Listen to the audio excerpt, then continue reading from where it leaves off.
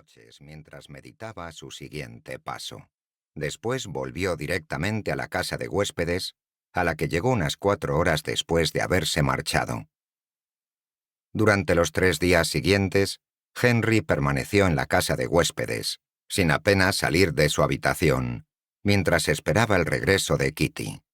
Eran los tiempos anteriores a los teléfonos móviles e Internet, así que cuando alguien estaba desconectado, lo estaba de verdad. Cuando no volvió, Henry convenció al señor Watana para que le dijera a dónde la había llevado. Henry llamó entonces a los bungalows Gert and Noy, solo para que le dijeran que Kitty no se había alojado allí. Preocupado, pagó al señor Watana para que lo llevara a Khao Lak, y se pasó el día buscando a Kitty por la ciudad y su puñado de hostales, momento en el que descubrió que ella tampoco se había alojado en ningún otro lugar de los alrededores. Finalmente llamó a la madre de Kitty, pero ella no había sabido nada de su hija. Fue entonces cuando Henry se puso en contacto con la policía tailandesa para denunciar su desaparición, mientras que la madre de ella hacía lo mismo con la policía en Inglaterra. Se envió una alerta a las comisarías de todo el sur de la península tailandesa para que la buscaran, pero seguía sin aparecer. Kitty era una chica muy guapa, menuda y morena, con un rostro dulce, casi infantil. Según el personal y los alumnos del Politécnico, era una persona encantadora que incluso era voluntaria de los samaritanos en su tiempo libre, y procedía de una familia acomodada y respetable.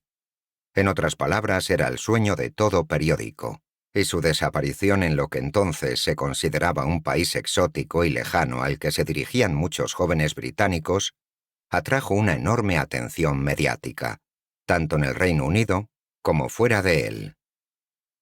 Las sospechas recayeron con rapidez sobre el señor Watana, que fue la última persona conocida que vio a Kitty con vida. Fue detenido e interrogado por la policía tailandesa. Su abogado llegó a afirmar que había sido golpeado y torturado. La policía estaba sometida a una enorme presión diplomática y mediática para que obtuviera un resultado. Y con toda seguridad, presionó a su vez al señor Watana, que permaneció detenido sin cargos durante más de 2 semanas.